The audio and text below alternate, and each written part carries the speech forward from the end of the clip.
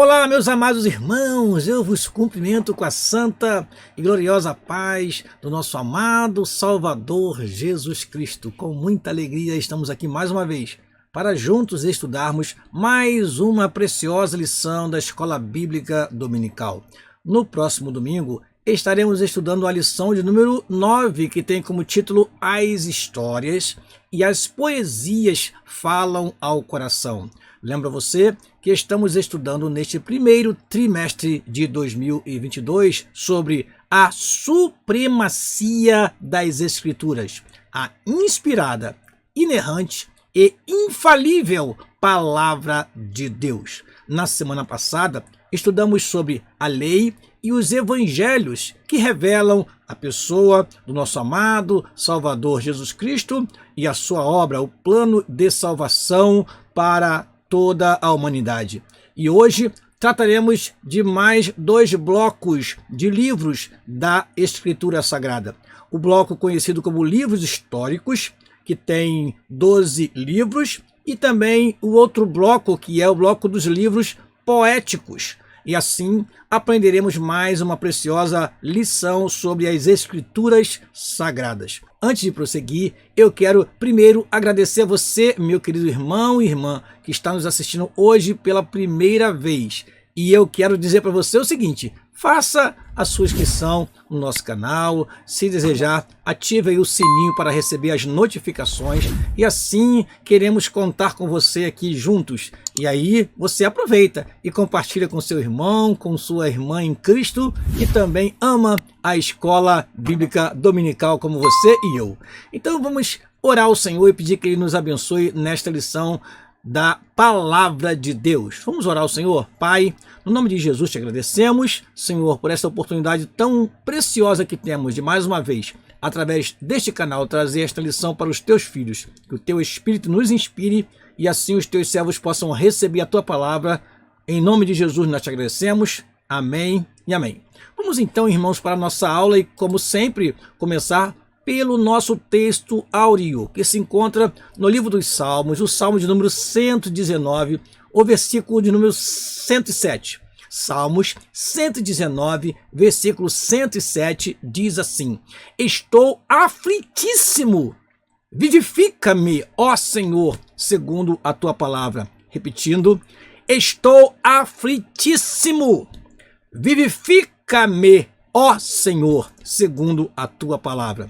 Livro dos Salmos, o Salmo de número 119, o versículo de número 107. Vamos à nossa verdade prática. Os livros históricos e poéticos mostram a soberania e a sabedoria divinas. O relato dessas verdades produz fé e esperança em nossos corações. A nossa leitura bíblica em classe encontra-se no livro de Deuteronômio, capítulo 6, versículo 20 a 25, e livro dos Salmos, o Salmo de número 119, versículo 105 ao versículo 108. Vamos à leitura? Diz assim a palavra do Senhor: Quando teu filho te perguntar no futuro, dizendo: que significam os testemunhos e estatutos e juízos que o Senhor nosso Deus vos ordenou. Eu quero, antes de prosseguir, lembrar você que nós estamos lendo uma versão que é a versão Almeida e Corrigida Fiel. Esta é a versão que está na nossa revista. Nas versões mais tradicionais, você verá um pouco diferente este versículo. Eu quero ler para você aqui. Deuteronômio capítulo 6, versículo 20 diz assim: Quando teu filho te perguntar pelo tempo adiante, dizendo: quais são os testemunhos e estatutos e juízos que o Senhor nosso Deus vos ordenou? Então, veja que há uma pequena diferença, porque a nossa revista traz a versão Almeida Corrigida Fiel. Vou ler novamente. Quando teu filho te perguntar no futuro, dizendo: que significam os testemunhos e estatutos e juízos que o Senhor nosso Deus vos ordenou? Então dirás a teu filho: éramos servos de Faraó no Egito, porém o Senhor com mão forte nos tirou do Egito. E o Senhor aos nossos olhos fez sinais e maravilhas, grandes e terríveis, contra o Egito, contra Faraó e toda sua casa. E dali nos tirou para nos levar e nos dar a terra que jurara a nossos pais. E o Senhor nos ordenou que cumpríssemos todos estes estatutos, que temêssemos ao Senhor nosso Deus para o nosso perpétuo bem, para nos guardar em vida, como no dia de hoje. E será para nós justiça, quando tivermos cuidado de cumprir todos estes mandamentos perante o Senhor nosso Deus, como nos tem ordenado. O texto seguinte é o Salmo 119, a partir do versículo 105 até o versículo 108, diz assim: Lâmpada para os meus pés é tua palavra, e luz para o meu caminho. Jurei e o cumprirei, que guardarei os teus justos juízos. Estou aflitíssimo, vivifica-me, ó Senhor, segundo a tua palavra. Aceita, eu te rogo, as oferendas voluntárias da minha boca. Ó Senhor, ensina-me os teus juízos. Vamos então aos objetivos da nossa lição. Primeiro objetivo, destacar as narrativas de Josué e Juízes e apresentar as histórias dos reis de Israel e Judá. É claro, meus amados irmãos, de forma muito sucinta, nós estamos falando aqui de 12 livros históricos e mais 5 livros poéticos. Então, este tempo de aula da Escola Bíblica Dominical não é suficiente para detalharmos tudo o que acontece nesse livro. Seria algo completamente contraditório dizer que nesta aula iremos falar de todos os detalhes das narrativas detalhadamente que aconteceram durante tanto tempo, e veremos durante esta lição que isto é de fato impossível. Mas o que veremos aqui é uma visão panorâmica destes livros. Segundo objetivo, conhecer a estrutura e características da literatura bíblica poética e de sabedoria. E por último, mostrar os princípios práticos para a vida cristã. Prosseguindo, vamos à nossa introdução. A Bíblia faz uso de gêneros literários para expressar a revelação divina. Para contar as histórias do povo de Deus, os livros históricos servem-se da literatura chamada de narrativa. Os livros poéticos e de sabedoria recorrem ao texto lírico com o propósito de despertar sentimentos. Em vista disso, na lição de hoje, estudaremos as experiências e as instruções relatadas nesses livros, cuja mensagem fortalece os nossos corações. Vamos então para o primeiro tópico da nossa lição. O primeiro tópico da nossa lição fala sobre as histórias do Antigo Testamento. Eu lembro a você que no Novo Testamento nós também temos um livro histórico, que é o livro de Atos dos Apóstolos. Mas vamos lá. Os livros históricos do Antigo Testamento. Você que é estudante da Bíblia, você que é professor da Escola Bíblica Dominical, eu te dou uma recomendação. Peça para que o seu aluno abra nas primeiras páginas do livro sagrado há um índice e localize aí com os seus alunos os livros históricos. Estão logo após o livro de Deuteronômio. São estes: Josué, Juízes, Rute, 1º e 2º Samuel, 1º e 2º Reis, 1º e 2º livro das Crônicas, Esdras, Neemias e Ester. Temos, portanto, os 12 livros que são considerados os livros históricos. Vamos então para o que a nossa revista trouxe para nós.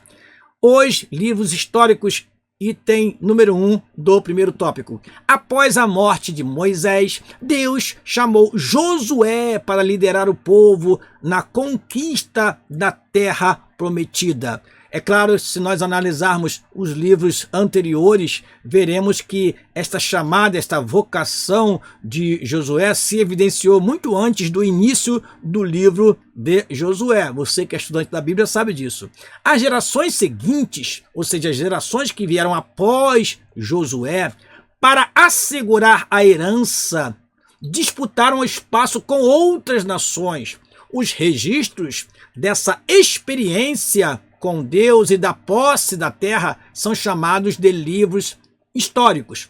Ou seja, após a conquista da terra, houve o domínio da terra. Esse domínio primeiro se evidenciou através da liderança de Josué, depois através da liderança de homens que o Senhor levantou, que foram chamados de juízes, e posteriormente foram escolhidos os reis para reger, para conduzir a nação de Israel. E depois nós temos o que? A divisão do reino e depois a ida para o cativeiro. Ora, depois do cativeiro babilônico, eles regressaram e a história de Israel continuou.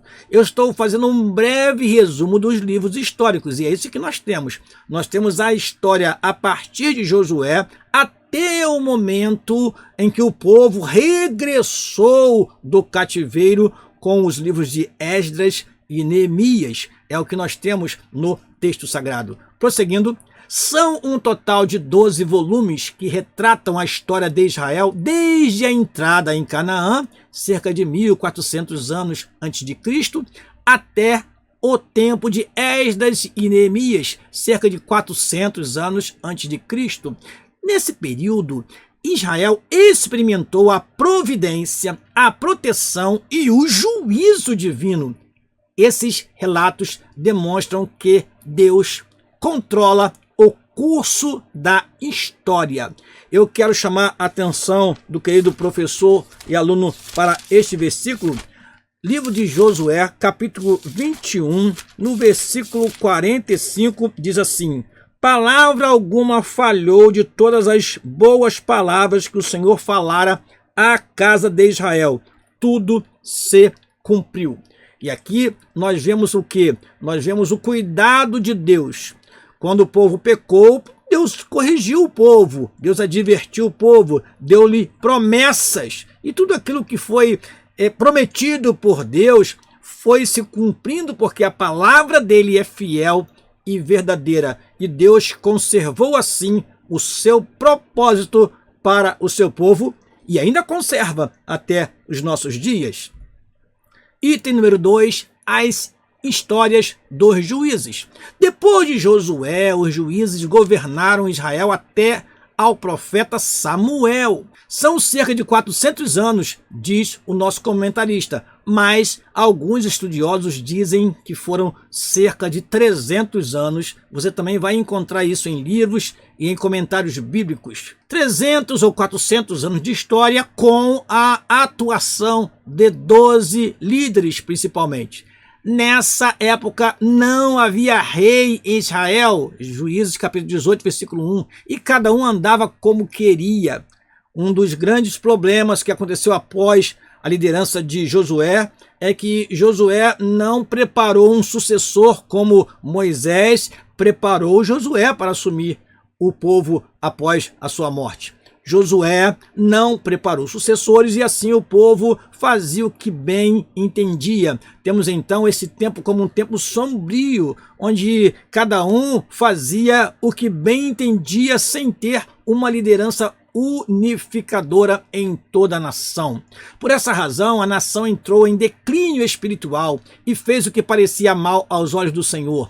Como resultado, os israelitas foram subjugados pelas nações vizinhas. Apesar disso, mediante o arrependimento do povo, Deus levantava libertadores para resgatar Israel da opressão. Você pode fazer o seguinte exercício, meu querido professor da escola dominical. Abra a Bíblia no livro dos Juízes e mostre para os seus alunos quem são esses juízes e destaque aqueles que são os mais conhecidos.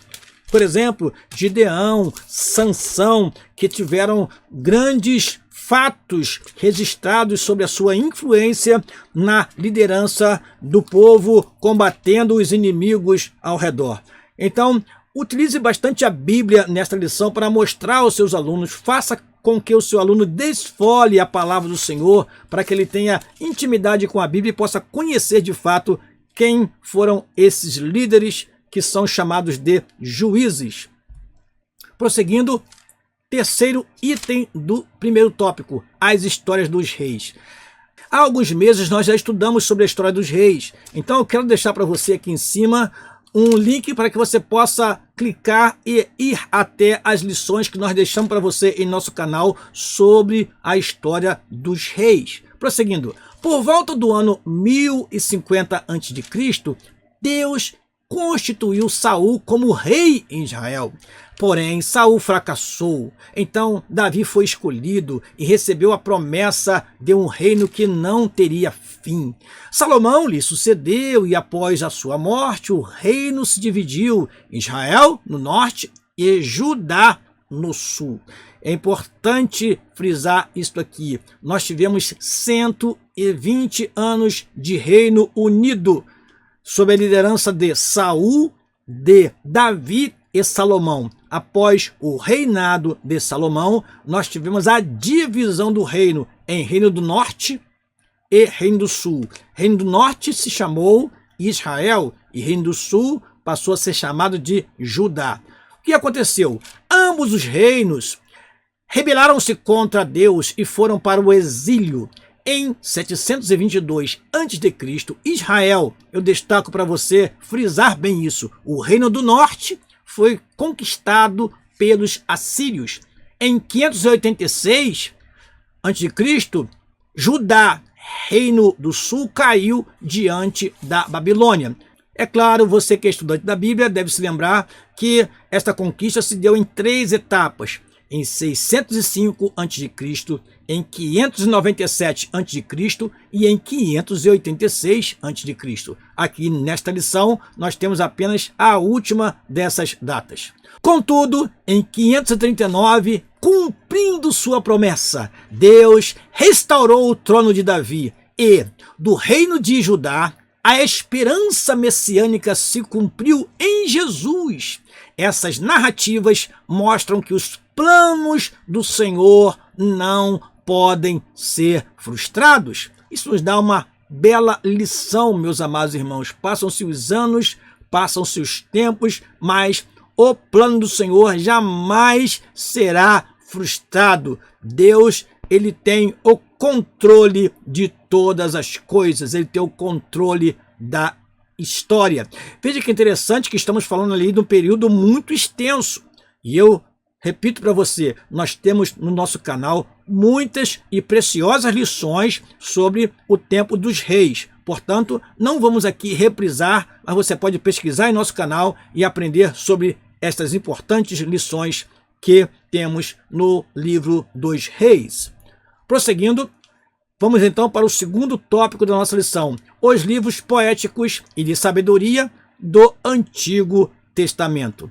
Claro, meus amados irmãos, vou repetir, seremos muito sucintos para mostrar para você apenas um panorama desses livros. Item número 1 do segundo tópico: os livros sapienciais e poéticos. 5 livros do Antigo Testamento são chamados de escritos sapienciais, ou seja, escritos de sabedoria, e poéticos, porque ensinam a sabedoria por meio de poesia ou de prosa. São eles Jó, Salmos, Provérbios, Eclesiastes e Cantares de Salomão. Vamos então a algumas colocações que o nosso comentarista faz e acrescentaremos superficialmente também um comentário nosso. Eclesiastes foi escrito quase todo em prosa e outros livros foram redigidos, em sua maioria, em forma de poesia. Nós temos o livro, por exemplo, o livro de Jó, que ele é um livro que conta uma história verdadeira, uma história verídica. Porém, essa história foi escrita em poesia, e belas poesias. Os diálogos que temos entre Jó e os seus amigos trazem para nós uma bela poesia e também sabedoria divina. É o que aprendemos também quando estudamos sobre Jó. Nós temos em nosso canal também uma série de aulas sobre o livro de Jó. Vá lá e pesquise que você vai ver preciosas lições. De modo geral, a prosa retrata o modo como normalmente falamos. E a poesia expressa sentimentos e pensamentos mediante versos que atingem o intelecto e as emoções. Na Bíblia, esse gênero literário trata da aplicação da verdade divina à experiência humana refere-se à sabedoria prática mais do que teórica. Eu marquei em amarelo para chamar a atenção do querido professor e aluno para o seguinte: nós temos ali um versículo do livro de Jó, Jó 28:28, um versículo do livro dos Salmos, Salmo 19, versículo 7, um versículo de Provérbios, Provérbios 23:12, um versículo de Eclesiastes, Eclesiastes 7:12 e um versículo de Cantares de Salomão, Cantares, capítulo 8, versículo 7. O comentarista fez o possível para mostrar que em todos esses livros nós vemos o que? A sabedoria prática mais do que teórica. Vamos, portanto, ao segundo item do segundo tópico, Eclesiastes, Provérbios e Jó. Nosso comentarista diz o seguinte: o tema de Eclesiastes está na frase "é tudo vaidade", indicando a efemeridade da vida humana. Por isso, ao final, o autor declara que o sentido da vida é teme a Deus e guarda os seus mandamentos. Eu recomendo ao professor e aluno o seguinte: leia os últimos versículos do livro de Eclesiastes. Eclesiastes é um dos livros mais difíceis de interpretar da Bíblia, porque ele apresenta o pensamento humano e também apresenta o pensamento divino. Ele apresenta uma visão humana dos fatos, mas apresenta no final uma conclusão muito importante, que ainda que você veja as coisas de um modo muito natural, você deve observar os princípios divinos e temer a Deus. Veja como é importante ler os versículos finais do livro de Eclesiastes. Eu vou ler para você Eclesiastes capítulo 12, versículo 10 a 14. Diz assim a palavra do Senhor: procurou o pregador achar palavras agradáveis, e o escrito é a retidão, palavras de verdade. As palavras dos sábios são como aguilhões e como pregos bem fixados pelos mestres das congregações, que nos foram dadas pelo único pastor. E, demais disso, filho meu, atenta, não há limite para fazer livros, e o muito estudar, enfado é da carne. De tudo o que se tem ouvido, o fim é: teme a Deus e guarda os seus mandamentos, porque este é o dever de todo homem.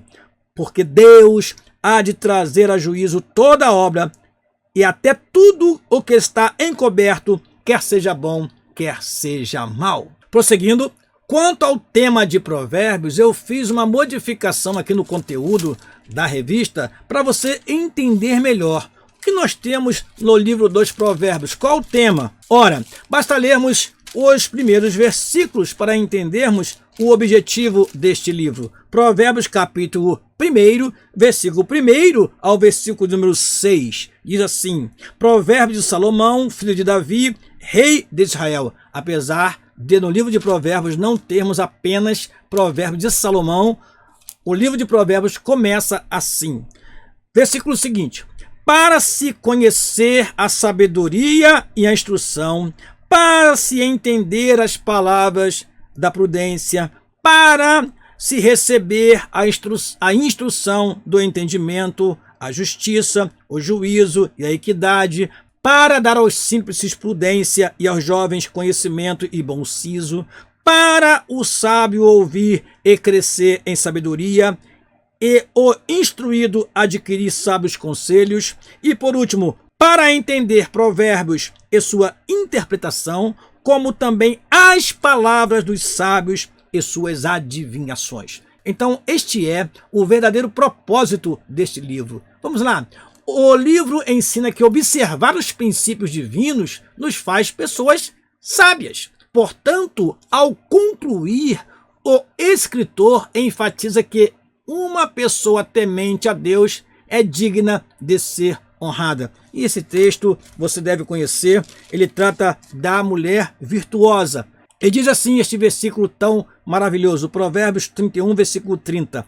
Enganosa é a graça e vaidade a formosura, mas a mulher que teme ao Senhor, essa será louvada. E por último, o tema de Jó.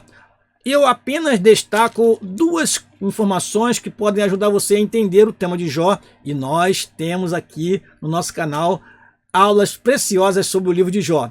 O tema de Jó é o sofrimento, mas que sofrimento é este? É o sofrimento do justo. Então, nós podemos dizer que o livro de Jó fala sobre por que sofre o justo. É isso que você aprende quando estuda o livro de Jó. Terceiro item do segundo tópico, Salmos e Cantares de Salomão. Salmos, segundo o nosso comentarista, em hebraico significa louvor e sinaliza que a mensagem principal do livro é louvor, oração e adoração. Também é um livro de instruções, porque nos mostra como servir ao Senhor. É só você lembrar do Salmo de número 100. É só você lembrar dos cânticos dos degraus, que nós temos tanto louvor e adoração e expressões de serviço e adoração a Deus neste precioso livro sagrado. E ainda fala profeticamente acerca do Messias. Nós já dissemos em aulas anteriores que a classificação é apenas didática. Nós temos o livro dos Salmos como um livro de adoração e oração e louvor, mas neste salmo nós temos, por exemplo, salmos que retratam o que o Senhor Jesus Cristo disse no Calvário. Deus meu, por que me desamparaste? Nós temos salmo que ainda não se cumpriu. Nós temos salmos que falam a respeito do milênio. Salmo de número 2. Então, meus amados irmãos, nós temos uma preciosidade, uma riqueza insondável. Em especial, o livro dos Salmos traz para nós alegria, louvor, adoração, e é sempre o livro preferido em nossos momentos de devoção, de leitura bíblicas em nossos cultos, quando fazemos aquela leitura introdutória. É sempre recomendável ler o livro dos Salmos nestes momentos. Vamos então prosseguir. O livro de Cantares ilustra o compromisso, a intimidade e o amor que deve existir no casamento. Refere-se ao plano original de Deus acerca do relacionamento conjugal. O versículo-chave sintetiza o ideal da fidelidade entre marido e a sua mulher. Eu sou do meu amado e o meu amado é meu.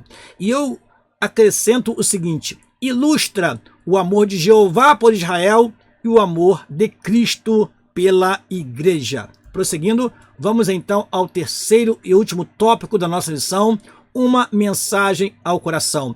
Este tópico é dividido em uma mensagem de soberania, segundo, uma mensagem de sabedoria, terceiro, uma mensagem de adoração. É uma síntese de tudo que falamos aqui sobre estes livros sagrados. Vamos então ao primeiro item do terceiro tópico, uma mensagem de soberania. A Bíblia descreve o que Deus fez na vida das pessoas e por meio delas. Por exemplo, Deus conduziu Josué na travessia do Jordão. O feito favoreceu o acesso à terra prometida.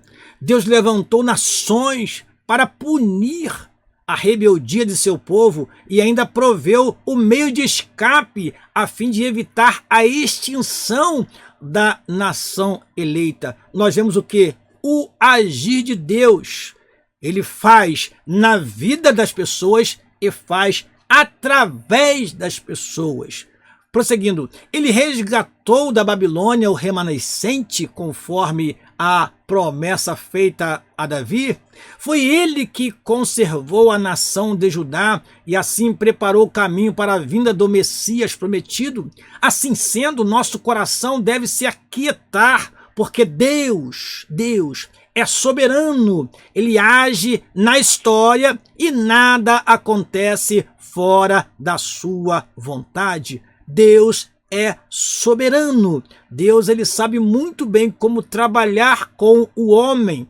Então, nós vemos nesses relatos todos deste primeiro item do terceiro tópico, a mão de Deus, Deus conduzindo, Deus preparando o caminho, Deus fazendo com que o seu povo ele tivesse oportunidade para, de volta à sua terra, prosseguir a sua trajetória e assim, através desse povo, vir o Salvador, Jesus Cristo, o Senhor, para salvar toda a humanidade e cumprir assim o plano divino. Depois nós temos uma mensagem de sabedoria, que é relativa aos livros sapienciais ou livros poéticos. Deus é a fonte da sabedoria e o propósito da sabedoria é agradar a Deus. Desse modo, todo conselho prático está subordinado à sabedoria divina. Deus não deixou o homem sem um norte, Deus não deixou o homem sem uma orientação. Então, a fonte da verdadeira sabedoria é Deus. E Ele deixou para nós, nos livros sagrados, a revelação desta sabedoria, para que com a leitura e a meditação nós possamos também ser sábios. Dentre eles, citamos, olha o que o comentarista traz para nós: andar retamente, fugir da luxúria, não ser preguiçoso. Olha que orientações, que conselhos práticos nos ajudam muito no nosso dia a dia. Vou continuar lendo.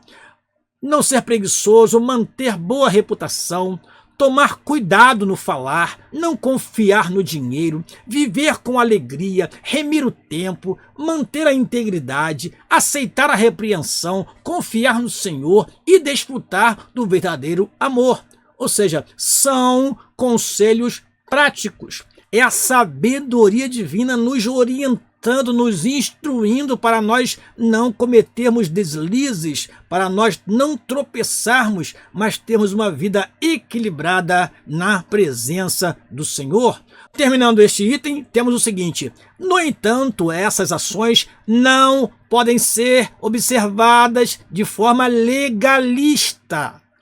Elas devem ser o resultado do toque divino no coração humano. É aquela expressão obedecer por obedecer, obedecer porque tem que obedecer. Não. Nós temos que produzir estes frutos. É através de Jesus Cristo em nossa vida que nós produzimos o fruto do Espírito. Podemos trazer isso para o Novo Testamento para você entender melhor.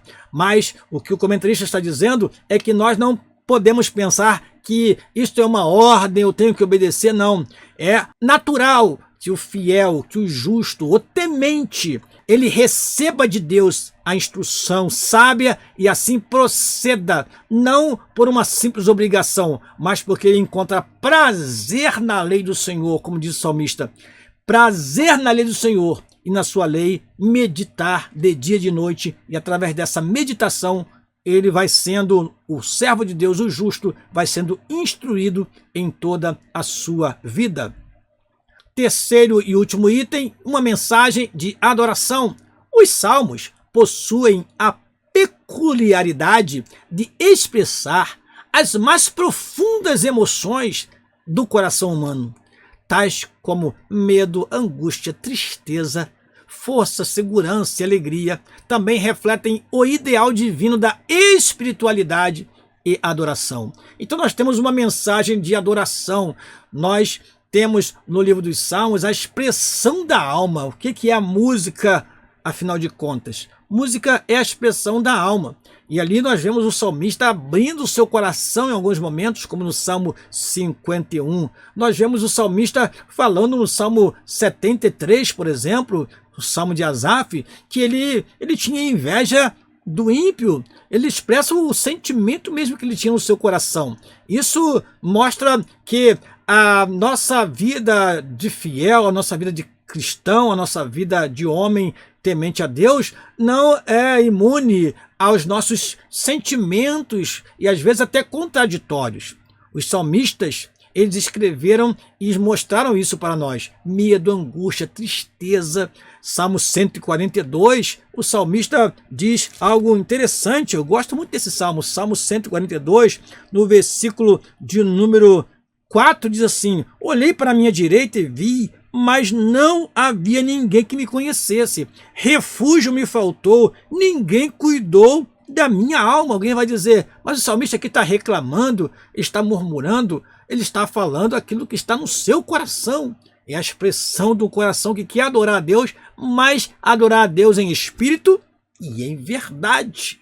Prosseguindo, entre outros retratos da vida espiritual, destacam-se o coração que confia, o coração contrito, o coração que glorifica, o coração agradecido, o coração arrependido, a fim de manter a verdadeira adoração em todas as circunstâncias da vida, o salmista descreveu a conduta por ele adotada.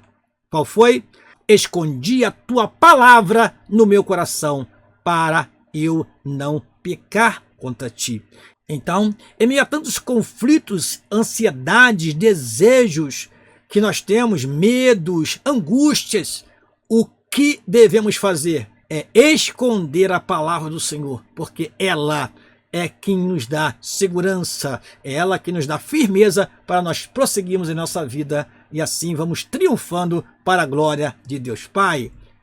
Chegamos à nossa conclusão.